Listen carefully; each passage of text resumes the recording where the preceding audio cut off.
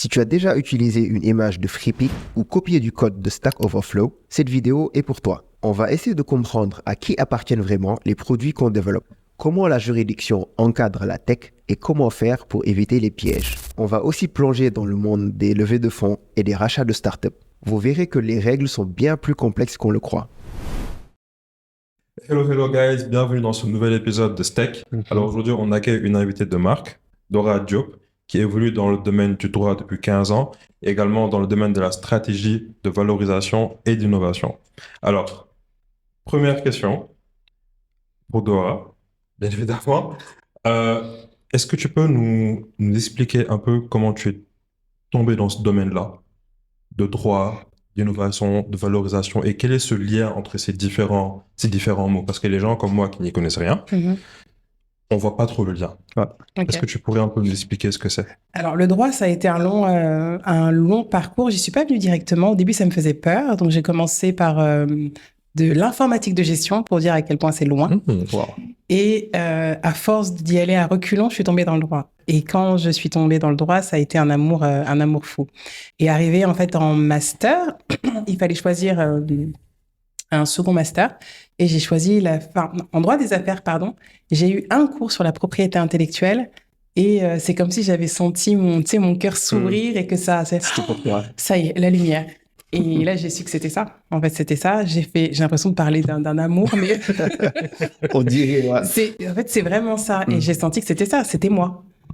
Et ensuite, j'ai commencé mes études donc sur de la économie et financement de l'entreprise avec innovation et management de l'innovation. Et ça a démarré comme ça. Et j'ai commencé à faire mes armes, donc au commissariat à l'énergie atomique, en cabinet, etc., en entreprise, dans le public aussi, puisque tu as beaucoup plus de sciences et tout type de sciences. Donc, à la fois sur la matériaux, nanotechnologie, en santé, etc. Et donc, ça m'a permis d'avoir un panel large de compétences et d'aller, du coup, de la rédaction de contrats simples, sans pays, avec de la rédaction avec de l'API, donc des clauses plutôt simples, puis ensuite donc tout ce qui est négociation, rédaction, pareil sur de la valorisation, qui est encore un autre pan, donc sur des cessions, transferts, etc. Et ensuite sur de la stratégie d'innovation, qui est encore un autre pan et qui est très intéressant et qui permet de pas être sur de l'innovation one shot, mais d'avoir véritablement une stratégie pour garder son avance, sa position innovante, son avance, etc. Comme des sociétés comme Apple, pour ne plus les citer, ils ont des stratégies innovantes qui sont sans conteste, quoi. Ouais. Donc voilà. Très intéressant. Est-ce que tu pourrais un peu nous expliquer, pour les moldus comme nous, cette intersection, on va dire, entre le droit, la valorisation et l'innovation? Alors, la propriété intellectuelle, donc, ça va servir à encadrer les droits qui sont liés à une création intellectuelle. Donc, si je crée un livre, j'ai un droit d'auteur. Donc, les droits vont être définis et précis. La durée de propriété exclusive, et c'est à ça que va servir le droit, en fait, avoir une propriété exclusive, à la fois un droit moral et un droit patrimonial. Droit moral, c'est-à-dire on va toujours te citer en tant qu'auteur de l'œuvre, en tant qu'innovateur, etc. Le droit patrimonial, ça va être à générer des revenus, vendre, céder, etc. Pour faire très simple. Donc, et ça, c'est le droit qui va le gérer, en fait. Chacun ne va pas décider d'avoir tel droit ou d'avoir une protection de tant d'années, etc. Donc, si tu décides... Pour le droit d'auteur, c'est simple. Tu écris ton algo, tu es auteur pendant 70 ans. Simple. Tu n'as pas besoin de déposer ni quoi que ce soit. Pour un brevet, c'est autre chose. Il faut que tu puisses déposer auprès d'un office compétent. Ça va être l'ASPIT au API, ça va être l'OEB pour l'Europe, etc. Et donc, là, pareil, des droits y sont associés. Le droit de propriété sur un brevet, c'est à peu près 20 ans. Après, tu vas déposer dans différents pays. Enfin, voilà. Et là, déjà commence la stratégie. Tu vas pas déposer dans tous les pays parce que ça a un coût. Mais en fonction de l'exploitation que tu envisages, en fonction de ta stratégie de valorisation de ton entreprise et des technologies en question et de ta stratégie d'innovation, et c'est là que tu te dis, en fait, Il faut aussi que j'ai une stratégie d'innovation parce que je dépose dans tel ou tel pays, mais quelle stratégie je vais mettre en place pour rester le premier? Je suis le premier à avoir créé tel produit. Je suis le premier à avoir le petit élément novateur qui n'est pas, par exemple, sur le marché, mais comment je fais pour garder cette position-là? Et tout ça, c'est le sujet. Si tu n'es pas tout seul dans ton entreprise, la question qui va se poser, c'est comment je fais pour intéresser, par exemple, les personnes dans mon entreprise, les développeurs, etc., pour qu'ils aient toujours envie d'innover et de participer à tout ça. Et tout ça, tu vas l'inclure dans ta stratégie d'innovation. Donc, c'est très large. Je pense qu'on pourra rentrer dans le sujet Plus tard. beaucoup plus dans le détail. Un petit nota bene. Je pense qu'on va souvent utiliser le terme l'API, qui n'est pas API, REST, etc., que nous on connaît, et qui est plutôt la propriété intellectuelle. Du coup, petit nota bene. J'ai oublié une chose très importante dans mon introduction, c'est que accessoirement, Dora est fondatrice de Aina. Est-ce que tu pourrais nous présenter Aina, s'il te plaît? Alors, Aina, c'est un cabinet qui est spécialisé dans la valorisation des actifs immatériels en Afrique, pas que pour l'Afrique, mais en tout cas en Afrique, venant de l'Afrique. Donc, Aina, ça veut dire Assets, Intellect, Network from Africa. Donc, très stylé. Si, on l'aime.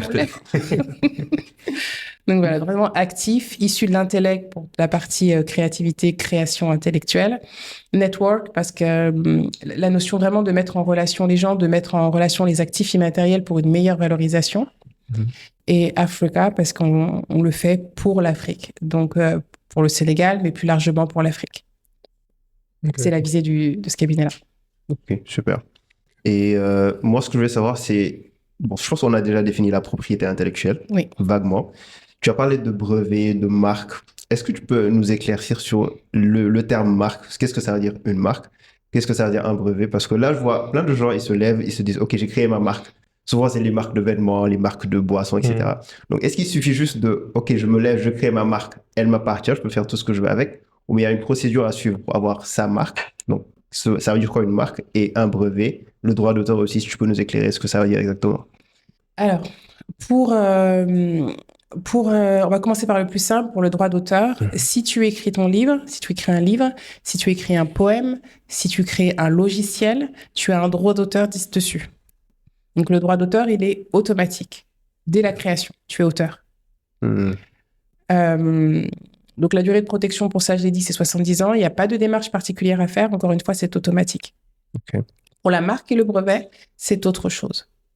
Donc, juste avoir une marque de vêtements, avoir un logiciel, l'appeler, lui donner un certain nom, si tu ne l'as pas protégé, il n'est pas à toi. Il n'est pas propriétaire. De même, pour une technologie, c'est un peu différent pour une technologie, parce que si tu as une technologie qui est brevetable, qui répond aux critères de brevetabilité, tu peux le déposer. Mais tant que tu n'as pas le brevet officiellement déposé auprès des offices qui t'ont répondu et qui t'ont dit que c'était bon, tu n'es pas propriétaire de l'invention.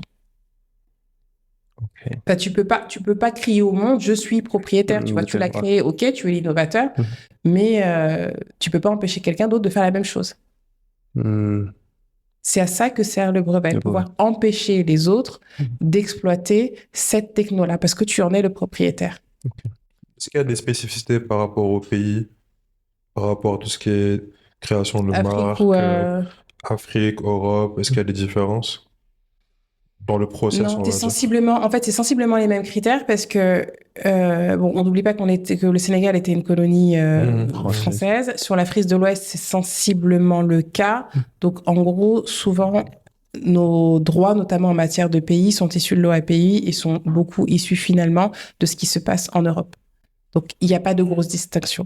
Parfois, les distinctions qu'ils vont avoir, ça va plus être avec les États-Unis, par exemple, notamment sur les brevets. Mais est-ce qu'on dépose ici des brevets? J'ai jamais entendu de brevets, d'un produit sénégalais qui a été breveté. Est-ce qu'il y en a? Est-ce qu'on a cette habitude-là? Il y en a, mais il n'y en a pas beaucoup. Il y en a, mais il n'y en a pas beaucoup. Et alors, plusieurs choses. Il y en a, mais il n'y en a pas beaucoup. Déposer un brevet, ça a encore un coût. Ce pas des formalités qui sont connues.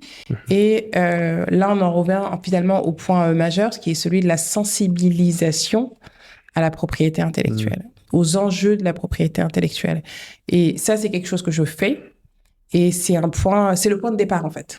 C'est vraiment le point de départ. Sur l'explication, comme vous m'avez demandé tout à l'heure, c'est-à-dire qu'est-ce que la propriété intellectuelle, savoir que c'est deux composantes, la PLA, donc la propriété littéraire et artistique, et de l'autre côté, la propriété industrielle. On commence par là, associer donc les droits donc, qui vont y être associés, expliquer les mécanismes, etc. Le fait que c'est quelque chose qui va être lié à la créativité, qui va te permettre d'avoir une propriété. Enfin voilà, tout ça, ce sont des choses qui sont à expliquer et à faire rentrer finalement dans la culture. C'est pas quelque chose qui est encore dans la culture. Ouais, c'est vrai. Et tout à l'heure, tu as parlé de droit d'auteur. Donc, si j'ai bien compris, si j'écris du code, aujourd'hui, moi, en tant que développeur, le code, il m'appartient. Le produit final, elle est ma propriété. C'est ça. Tu écris du code ouais. Donc, en tant que toi, personne individuelle ou... Personne individuelle. Tu n'es pas salarié? Non. Parce que ça compte en fait, c'est pour ça. Ah, il y a une différence. On peut voir la différence entre les deux. Ok. Alors, si tu es développeur indépendant, tu crées, le code t'appartient. Le produit dès lors que tu n'as pas intégré des codes qui étaient déjà la propriété d'autres. Ça, c'est un point sensible parce qu'en général... Je veux pas spoiler, c'est pour ça que je rentre pas dans le détail, je te laisse venir. En général, nous, les devs, ce qu'on fait, c'est on prend du code d'autre part, de tiers, on met ensemble des packages. Après, donc, on se dit, le produit, c'est moi qui l'ai créé, c'est ma propriété. Donc, est-ce que ça se passe comme ça Ça vraiment? fonctionne pas comme ça. Donc, tous les codes qu'on a copiés se disent, wow, le produit ne nous appartient pas. Pas forcément. Comment ça se passe alors? Pas forcément. Donc là, en fait, tu m'as posé... Alors, il y avait deux questions. Donc, la première, c'était, je suis développeur individuel. La réponse est, a priori, si tu as tout codé toi-même de A à Z sans ne rien prendre et sans utiliser de licence open source qui potentiellement pourrait contaminer ton code, et donc le résultat, potentiellement, c'est à toi. Potentiellement. Si tu es salarié, ton contrat de travail peut très bien impliquer que tu dois céder ou que tu cèdes ou que ce que tu crées appartient à ton employeur. Okay. Donc, tu vas croire que c'est à toi. Potentiellement, tu vas garder le droit moral puisqu'il est associé à la personne. Et ça, on ne peut pas t'en déposséder. Mais l'exploitation va revenir à ton employeur. Okay. Selon les dispositions de ton contrat, si tu en as un. Donc, voilà, des points de vigilance. Et tu as parlé d'open source aussi parce que je pense souvent, c'est ça qui nous amène en erreur. On prend plein de codes dits open source, on utilise, on se dit finalement, c'est à nous. Du coup, c'est quoi open source finalement?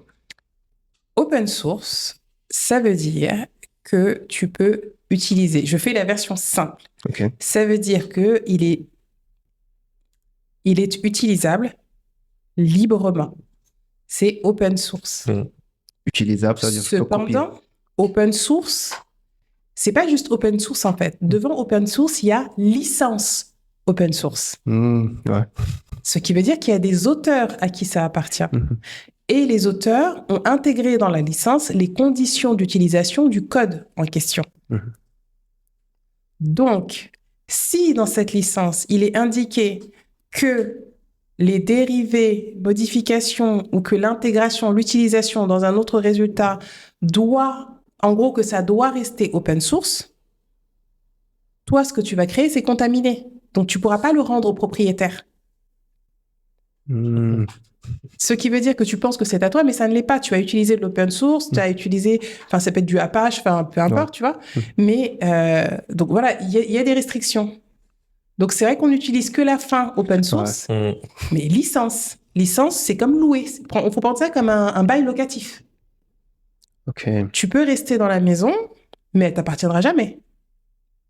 Quand bien même tu amènes ton père, ta mère, ta sœur, ils seront jamais propriétaires. Si tu meurs, c'est pas leur maison. Ils sortent.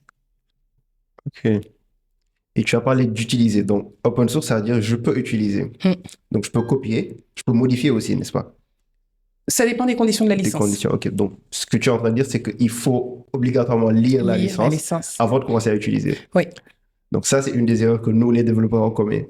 Est-ce qu'il y a d'autres erreurs que tu vois que les jeunes entreprises ou bien les développeurs ils commettent en général en matière de propriété intellectuelle? La communication.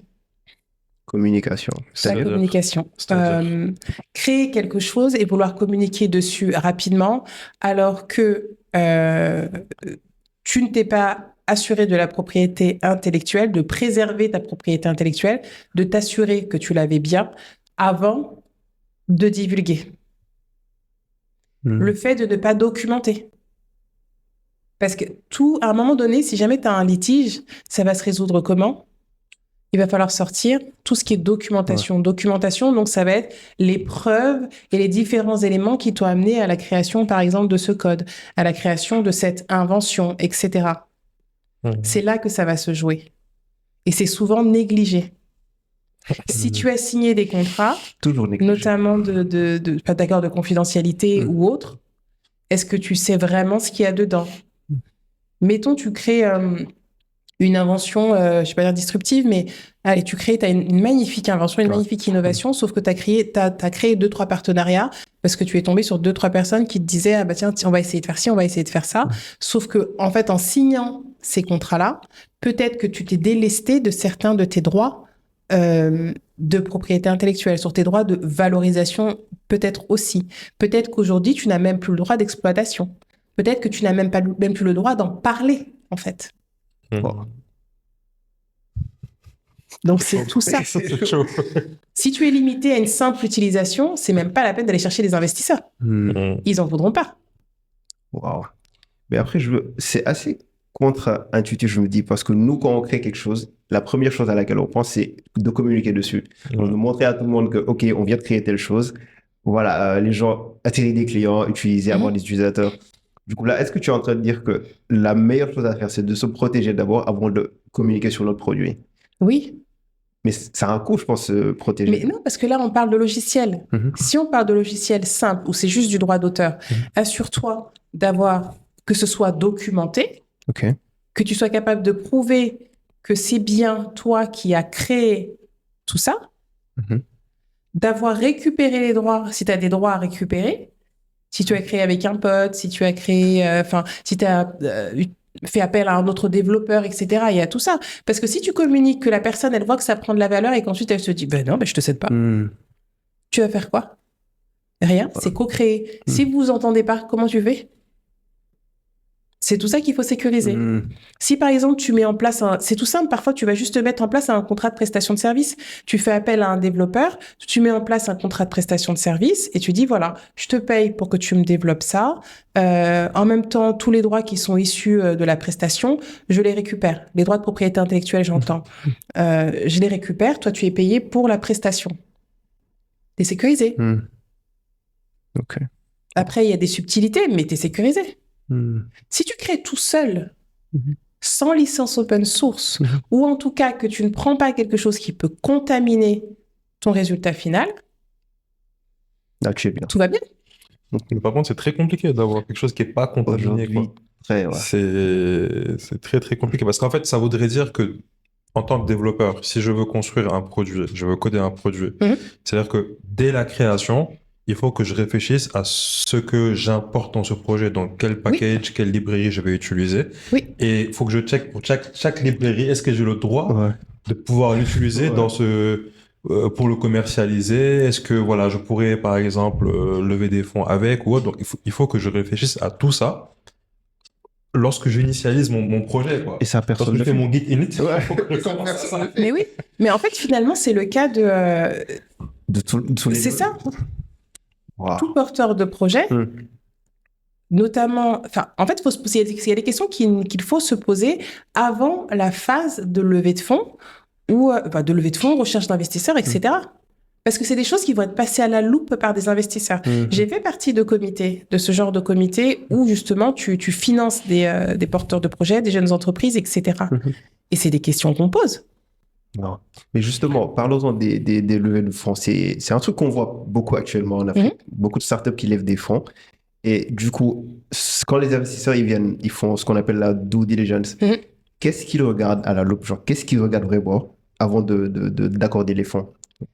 Technique, financier, juridique, personnalité des porteurs de projets. Technique, c'est-à-dire la technologie. Technique, La technologie. Mhm. Je vous ai dit quoi? J'ai dit Financier. technique, Financier, financier. juridique. Où est-ce que tu en es à peu près? Quels sont les fonds que vous avez? Est-ce que vous avez pas? Est-ce que vous avez investi? Le coût à peu près, etc. Est-ce que vous avez un business plan? Peut-être pas encore. Voilà, à quel stade à peu près vous en êtes? Il y a plusieurs éléments qui rentrent en compte parce que ça va aider aussi dans la phase de valorisation. Selon ce que tu vas choisir comme mode de valorisation, parce que tu passes en fait d'un actif immatériel, donc ok, j'ai ma marque, ok, j'ai mon logiciel, à je veux le valoriser. Donc je veux le valoriser, je veux le passer en actif économique. Mhm. Donc pour passer de là à là, il y a différentes méthodes. Et selon la méthode qui est utilisée, tu vas avoir besoin des aspects financiers qui ont permis de arriver à l'invention ou à la création. Etc. Si tu as par exemple un business plan, c'est encore mieux. S'il est bien ficelé, ça t'enlève des étapes, ça permet de voir les projections, ça te permet de voir aussi si c'est du pipeau et qu'en fait, ils te disent on peut le valoriser à 15 millions alors qu'en fait, c'est basé sur du vent. Enfin voilà, il y a tout ça. Sur les aspects juridiques, c'est un peu ce que je vous disais tout à l'heure. On va voir si l'API est solide. Si le brevet a bien été rédigé, s'il n'y a pas de faille, s'il ne peut pas tomber facilement sur du logiciel, etc. S'il n'y a pas de contamination qui peut faire que finalement, ils sont pas si auteurs que ça, parce qu'en fait, ça tout remonte aux auteurs originaux. Ouais. Est-ce qu'il y a des contrats qui affaiblissent la propriété intellectuelle, parce qu'en fait maintenant ils disent qu'ils ont un droit d'exploitation alors qu'en fait, ils ont signé 2 contrats qui font qu'aujourd'hui, ils sont plus que simples utilisateurs. Ils n'ont qu'un droit d'utilisation et plus d'exploitation. Donc, en fait, ils ne peuvent même pas faire de licence. Ils ne peuvent pas nous céder non plus. Donc, la levée de fonds, je ne vois pas trop à quoi ça sert. En fait, il n'y a pas de pays. C'est tout ça qu'on va regarder. Et la personnalité, pareil, des porteurs de projets. Excuse-moi. Est-ce que c'est rédhibitoire le fait de... je reviens toujours au code, on va dire, contaminé. Est-ce que c'est vraiment quelque chose qui est rédhibitoire? Parce qu'en fait, c'est à quoi je pense et je me dis, si aujourd'hui j'ai un code, dans le cas où on va dire, je suis quelqu'un qui a créé un produit, j'ai codé un produit, mais de base, j'avais pas forcément pensé à la levée de fonds. Parce que bon, peut-être je l'ai créé pour le fun ou bien je l'ai créé pour moi et après je me suis rendu compte qu'il y a peut-être un product market fit, quoi. Et que je peux faire évoluer la chose. Mais j'avais pas pensé à tout ça au début. Du coup, aujourd'hui, si j'en suis arrivé là grâce à des codes tiers dont je n'ai pas forcément le droit pour le commercialiser ou autre, mais est-ce que au moment où j'en suis, est-ce que je peux virer ces codes tiers-là pour après le remplacer par du code que moi j'aurais fourni et là pouvoir lever des fonds? Est-ce qu'il y a cette possibilité-là? Mais en fait, généralement, tu vois, quand tu passes dans ce genre de comité, on te laisse un temps pour rectifier le tir. Ok. En fait, selon le projet et selon si ce qui est... Ça dépend des comités, ça dépend des business angels si tu as affaire à des business angels, et ça dépend du projet et ça dépend de là où tu en es, mais on peut te laisser un temps pour te dire, voilà, la prochaine commission est dans 2 mois, 6 mois, vous avez noté les points qu'on vous a soulevés, rectifiez le tir. Vous avez une autre chance à la prochaine commission, rectifier. Okay. Tu rectifies. Ça passe. C'est bien. Tu n'y arrives pas, c'est perdu. Wow. Pour ce comité-là, en tout cas. Du coup, l'aspect juridique, il peut vraiment faire capoter un deal de levée de fonds. Ah oui. Et nous, on prend pas en compte ce genre de choses. On prend pas du tout en compte. Mais ça dépend ça dépend ce que vous créez. Est-ce que quand vous créez, vous vous dites, ouais, j'ai envie de faire un super truc que je pourrais valoriser après? Bah oui. C'est ce qu'on dit, oui. Pas forcément. Bah si, au début. Ça dépend. Bon, c'est plus du codage passion, en fait. Je dis ça dépend. Les deux, je pense que les deux coexistent. Hein. Ouais. Je pense que les deux coexistent. Parce qu'en fait, le modèle même de la chose que tu es en train de construire, il évolue souvent au fil du temps. Quoi. La vision aussi, elle évolue au fil du temps. Parce que la plupart du temps, nous, on commence de manière... on se déclare pas, quoi, tu vois. On y va au fil de l'eau comme ça. Et après, on se dit, c'est le moment de se déclarer, de passer aux choses sérieuses, tu vois. Et en fait, entre le temps où tu as commencé ton truc et ce moment-là, des fois, il peut se passer des années. Ah, des années, c'est vrai. Du coup, ta vision, elle peut changer. Wow. Là, je me rends compte qu'il y a plein de choses que j'ai pas fait du tout, que je dois faire potentiellement pour protéger ma boîte. Ouais. Et toi aussi, ok. Et tout à l'heure, tu as parlé de valoriser. Ouais. Donc, j'ai vu que Aina, ce qu'il faisait, c'est valoriser les actifs. Donc, entre guillemets, j'ai pas bien saisi le terme. Donc, est-ce que tu peux nous expliquer comment on valorise un actif immatériel. Donc, une ligne de code, un design, quelque chose d'immatériel, comment on la rend valorisable, comment on lui donne une valeur, et surtout comment évaluer un produit, quoi. Donc, comment dire que, OK, aujourd'hui, Apple, il vaut tant de milliards, par exemple. Alors, tu as différentes méthodes. Et selon l'objet, tu vas plutôt utiliser l'une ou l'autre. Enfin, parfois, tu prends ce qui t'intéresse. Parfois, c'est de l'opportunisme aussi. Tu peux prendre la méthode des coûts, la méthode des revenus, si c'est déjà quelque chose qui te rapporte. La méthode qui est plus liée au marché, où tu vas comparer ce qui existe sur le marché, ce que fait ton produit, et dire, bon, OK, on se situe à peu près là, mais il faut que tu aies, par exemple, si c'est des licences déjà... non, ça, c'est plus pour si tu veux passer en mode licence. Mais si tu veux vraiment valoriser ton actif, disons, c'est plutôt méthode des coûts, méthode des revenus, si tu peux. Et après, tu as aussi d'autres méthodes un peu plus complexes, mais donc voilà, tu en as plusieurs. OK. Méthode des coûts, ça veut dire combien tu as investi dans... Voilà, c'est ça, c'est à peu près combien ça t'a coûté, etc. Et puis après, tu fais une approximation et tu dis, voilà, c'est à peu près ça. C'est à peu près ça. OK. Et autre chose qu'on voit souvent, bon, plus aux États-Unis, c'est le rachat de start-up. Donc, une grande boîte qui rachète une autre entreprise.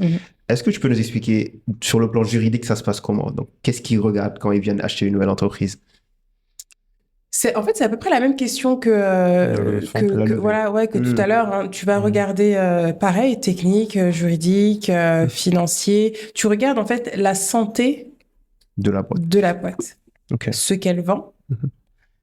Si, par exemple, tu veux merger, si tu veux fusionner ou etc., tu vas voir si ça fit avec toi ce que tu fais aussi.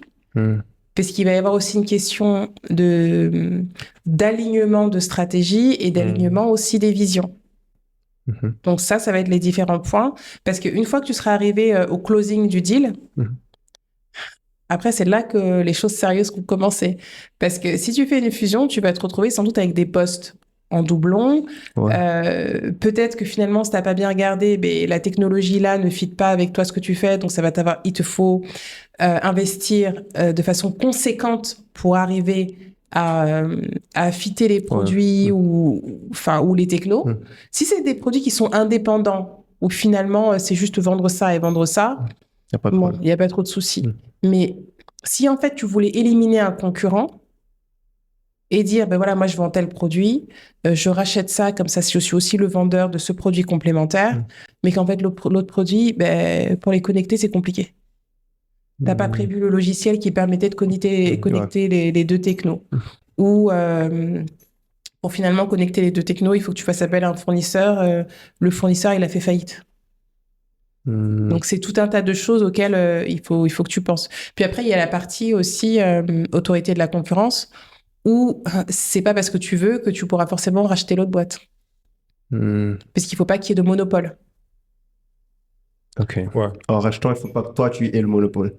Voilà, on évite en fait les situations monopolistiques qui peuvent nuire à la concurrence. Est-ce que ça, c'est partout? Parce que je pense, Microsoft aux États-Unis, ils ont eu ce problème à un moment. Mais est-ce que ça, c'est partout ou bien c'est juste aux États-Unis? Non, c'est partout. Je pense Meta, ils ont ce problème-là actuellement. Je pense qu'il y a une grosse boîte qui a ce problème. Je pense que c'est Meta. Ouais, j'avais vu récemment. Meta. Parce que je pense qu'ils avaient trop. Ouais, je pense que c'est Meta, ouais, parce qu'ils ont WhatsApp, Instagram et tout. Ils ont beaucoup de contrôle, du coup. Ouais, je pense que j'avais vu un truc comme ça par rapport à Meta. Ils ont ce problème-là, je pense. Ok, intéressant. Et tout à l'heure, en parlant des erreurs que nous, on commet souvent, tu as parlé de, OK, on ne lit pas souvent les licences open source avant d'utiliser un produit. Mais donc, je veux savoir, toi, en tant qu'expert, est-ce que tu lis, par exemple, les conditions d'utilisation des sites, des applications que tu utilises? Entièrement. Franchement, quand je sais que c'est tendu et que ça dépend. Ça dépend du site. Franchement, ça dépend du site. OK. En fonction des données que je vais devoir rentrer sur le site, oui. Franchement, oui. Je lis comme ça, mais je lis. Et ça m'est déjà arrivé de ne pas rentrer dans une application, de ne pas m'inscrire, parce que les conditions générales, j'ai trouvé abusées. Conditions d'utilisation. Ok. Du coup, il faut toujours lire. Si tu sais que tu vas rentrer... Normalement, il faut toujours lire. On lit jamais. OK. Mais maintenant, si tu sais que tu vas rentrer des données sensibles, oui, il faut lire. Et quitte à ne pas t'inscrire et essayer de trouver une alternative. quand tu peux. Quand tu Sinon, peux. change souvent ton mot de passe Mais en fait, c'est même pas ça parce que la problématique, c'est pas une question de mot de passe, c'est une question souvent de réutilisation des données. Euh, Et ça, finalement, on va le retrouver aussi sur l'IA. Ouais. Parce que pour l'instant, il n'y a pas de charte, il n'y a pas de réglementation. Il y a l'IA Act, mais il n'y a pas. Je pense qu'on est peu à savoir ce qu'il y a dedans. Bien sûr. Donc, C'est une boîte noire. compliqué, franchement compliqué. C'est compliqué. Et pour Aina, j'ai vu qu'aussi vous proposiez des audits, je pense, Ouais. pour identifier les clauses à haut risque, entre guillemets. Ouais. Donc, est-ce que tu peux nous dire qu'est-ce que tu veux dire par une clause à haut risque? Alors, en fait, ça va dépendre du sujet. Mhm. Si je parle d'une start-up, je vais avoir d'autres clauses à haut risque qui ne seront pas, par exemple, sur des contrats de vente ou ce genre de contrat. Donc, pour moi, une clause à haut risque, ça va être tout ce qui est lié à la responsabilité, devoir payer des indemnités, les clauses de garantie. Sur des startups, etc., j'y ajouterais alors les clauses de liquidation préférentielle, par exemple. C'est-à-dire que si jamais il y a un souci, dans le cas d'une vente, par préférence, on doit d'abord rembourser les investisseurs. Ce qui veut dire que toi, petit propriétaire, tu te retrouves sans rien.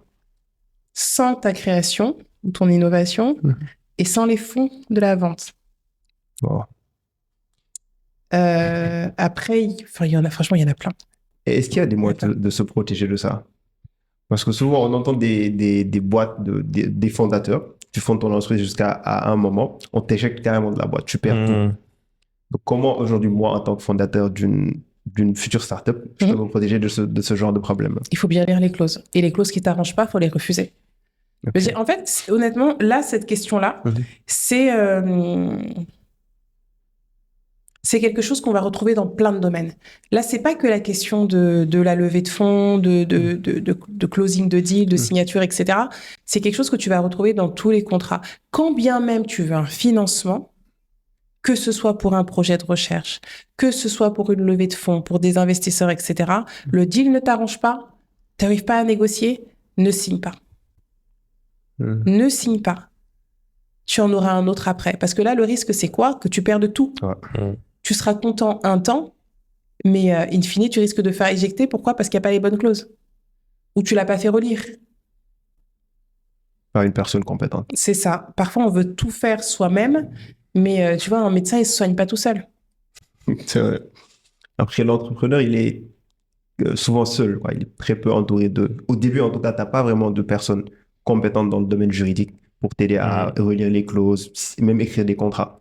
Ouais, mais tu sais, ça peut être dans ton réseau. Là, par exemple, aujourd'hui, là, tu me connais. Ouais. Si jamais tu as une petite clause, je peux très bien te la relire. Bien sûr. Si tu m'envoies 3 contrats, je vais dire, hey, bon, bah, arrête. Comment ça Ah, voilà, on passe à la caisse. Mais...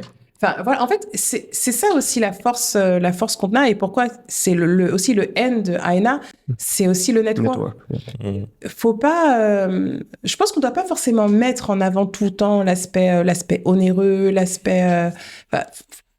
On a c'est des business, faut pas se mentir. Bien sûr. Mais il faut pas non plus être trop vénal. Il y a aussi l'aspect network. L'aspect network, c'est se dire, ah bah tiens, j'ai un souci sur tel truc, attends, je vais appeler Dora, ça va me prendre peut-être 5 minutes, elle va me dire, non, fais pas ça comme ça, attends, je t'envoie un truc, rajoute ça. Ça te prend 5 minutes. Ouais. J'ai un problème sur un truc que j'arrive pas à transformer en truc HTML, comme moi, c'est niveau bébé, tu vois. Je dis, ah bah tiens, voilà, je vous appelle, je galère, vous pouvez m'aider 5 minutes.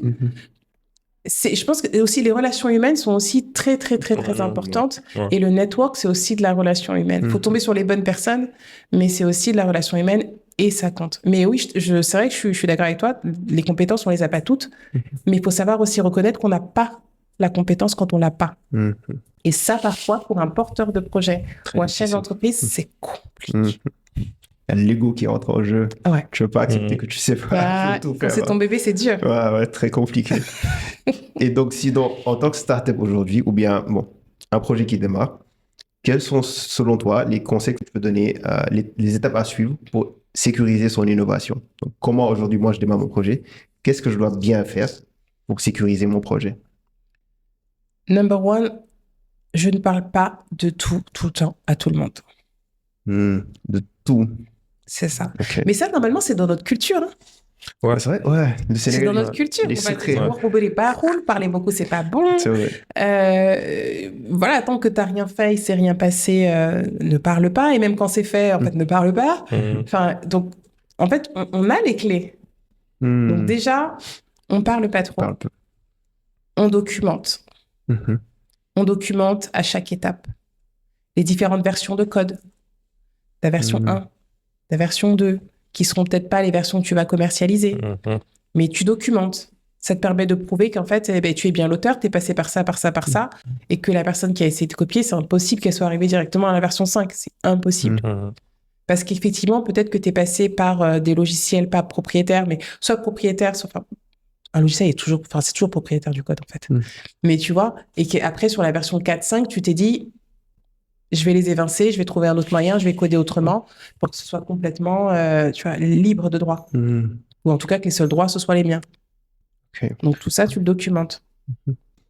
Je regardais une vidéo récemment qui expliquait en gros que le code, la valeur du code n'est plus la même. Pourquoi? Parce que concrètement, il y a 3 ans, une application X qui me prenait 1 mois, aujourd'hui, elle me prend peut-être 2 journées grâce à l'IA générative. Du coup, aujourd'hui, en termes de valorisation, est-ce que le code a la tech a moins de valeur aujourd'hui qu'il y a 2 ans ou pas? Pas nécessairement. Tout dépend le problème technique que tu permets de résoudre. Ça compte aussi. Est-ce que tu as un marché, etc. Ça va compter. Si tu permets de résoudre un problème technique, s'il y a un besoin marché, là, forcément, ça va être valorisé autrement. Si tu arrives à faire une licence, si tu as déjà des clients, tu as déjà des clients et tu vends un certain nombre de licences sur l'année. Selon le marché, selon la licence, on va... Et la fiabilité de ce que tu fais, la sécurité et les risques qui peuvent être liés à ta propriété intellectuelle, tu peux aller jusqu'à 1 x 10 en termes de valorisation par rapport à ce que tu fais. Okay. Donc, ça veut dire, mettons, tu vends, toi, des licences. Je suis nulle en maths, hein. Mais je ne devrais pas le dire, mais mettons, tu fais 1 million de francs CFA sur l'année. T'imagines, si tu es sécure, c'est tous les points, si tu cross-check toutes les cases, tu peux faire 1 x 10 en valorisation. Ouais. Donc, c'est pas rien. Donc, c'est un vrai levier. Oui, c'est un vrai levier. En fait, c'est pour ça, tu vois, que pour moi, c'était essentiel que la sensibilisation, tu sais, la stratégie de valorisation et la stratégie d'innovation, je dis pas que c'est secondaire, mais déjà, il faut passer par la phase de sensibilisation de l'écosystème, de la nation, des personnes, des acteurs innovants.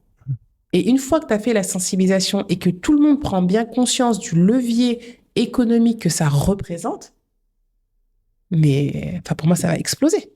Ouais. On ne se rend pas compte. Pour moi, on se coupe de deniers, que ce soit les entreprises et même l'État. Je veux dire, on a des universités avec des chercheurs, on a des centres de recherche. C'est pas valorisé. T'imagines les revenus qu'on pourrait avoir sur de la recherche appliquée? Du coup, le fond du problème, c'est la sensibilisation. Oui. C'est pas assez fait. Non, c'est pas fait. Non, oui. Pardon. Allez, c'est pas assez fait. Ouais. C'est vraiment pas assez fait. Mais est-ce qu'il y a des acteurs dans ce... Parce que moi, là, je connais que toi dans ce domaine-là actuellement.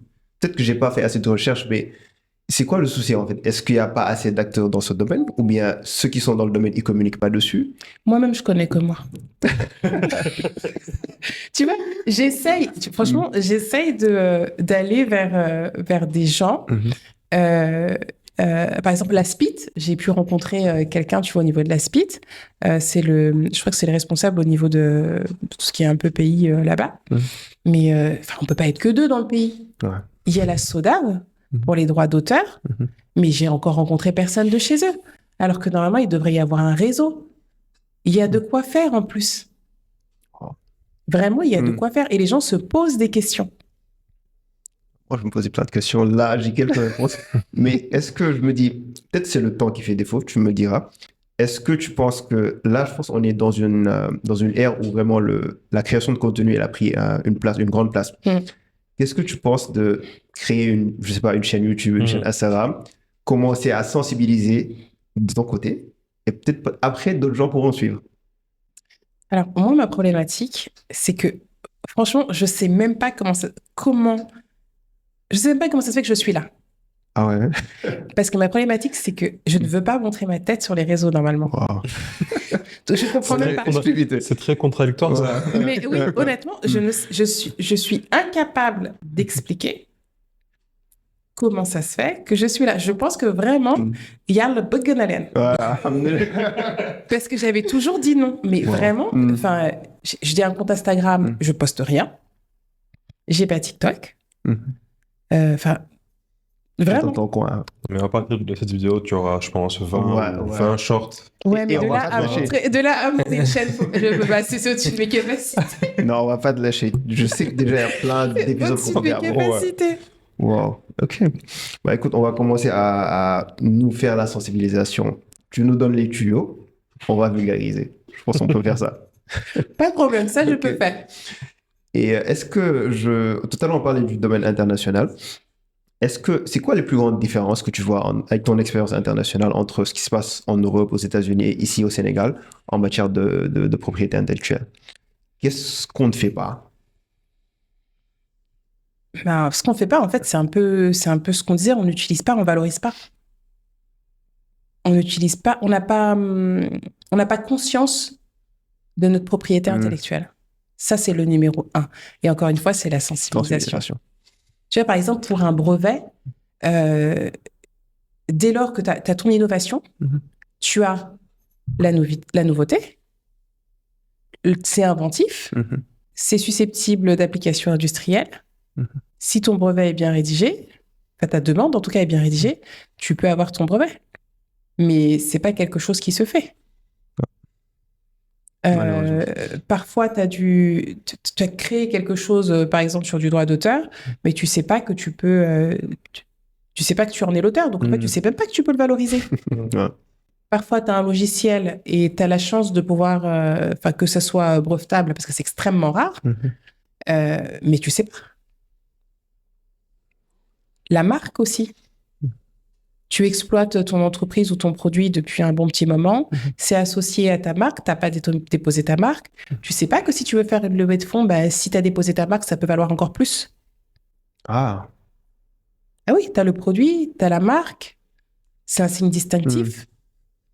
On te reconnaît facilement, tu as ta clientèle, tu peux le prouver par des chiffres, ton chiffre d'affaires, etc. Donc c'est vraiment, tout à l'heure, on a commencé en parlant de alors la sensibilisation, la culture de l'innovation, on commence beaucoup à la voir. Ça commence à venir. Mais ce que je ne vois pas, c'est associer à la culture de l'innovation la culture de la propriété intellectuelle. Parce qu'il y a une crainte derrière ça. Et ça, je le vois sur certains posts. Tu sais, un jour, j'ai répondu à un post et j'ai dit « Ah, mais c'est dommage, c'est vraiment dommage ce qu'il n'y ait pas de protection adéquate. » Et j'ai une personne qui m'a littéralement sauté dessus en commentaire en me disant « Oui, mais ça coûterait trop cher, on ne pourrait pas... » Et en fait, ça m'a même pas énervée. Je me suis dit « Mais en fait, c'est ça. » C'est le problème. Voilà. Ils ne savent pas. Il n'y a pas à se dire que ça...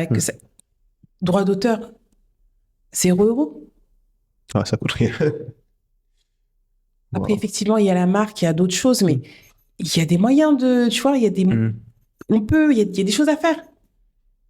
Il y a vraiment des choses à faire, mais encore faut-il avoir conscience. Donc, dire innovation, c'est bien. Se dire que Vision 2050 pour le Sénégal, il y a l'innovation, on pousse les jeunes dans des hackathons, dans des projets, etc.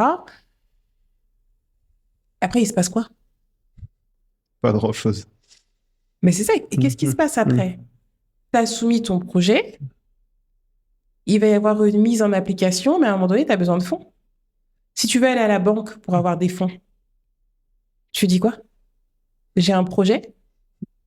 Est-ce qu'il t'appartient? Super. Qui me dit que la personne à côté, tu vois, voilà ça, est-ce qu'il t'appartient? S'il n'est pas à toi, c'est pas la peine que je te donne, que je te donne 1 million. Wow. De toute façon, je vais me faire attaquer derrière pour contrefaçon Mhm. ou plagiat. Mhm. Wow. Donc, normalement, à côté d'innovation, on doit avoir propriété Bien intellectuelle. sûr. On passe à côté de beaucoup de choses alors. Ok. On va rectifier. Tu peux sensibiliser sans pour autant montrer ton visage. Hein. Non, Oui. nous, on va s'occuper de sensibiliser. Oui, en dehors des réseaux, oui. Non, sur les réseaux, mais sans montrer ton visage. En dehors des réseaux. Déjà, à travers Aina, tu peux le faire. Et tu peux faire des vidéos sans pour autant montrer ton visage. Après, c'est plus de travail, Mhm. mais tu peux le faire sans montrer ton visage. Moi, je pense que c'est le temps. Faut le Ouais. faire pour la communauté. Tu as un métier à moi. Ouais, ça aussi. Hein. Ça, ce serait super. Maintenant, on peut s'occuper de sensibiliser. Hein. Je t'ai dit, on va pas te lâcher. Là, déjà, on a fait une première partie sur l'API. On va prendre plein d'autres épisodes. On va, comme vous savez, disait tout à l'heure, des questions pour la communauté. Donc, si vous avez des choses qui sont floues encore en termes de propriété intellectuelle, on va lancer un FAQ. Après, on va faire un autre épisode avec Dora. On va essayer de répondre à toutes ces questions-là.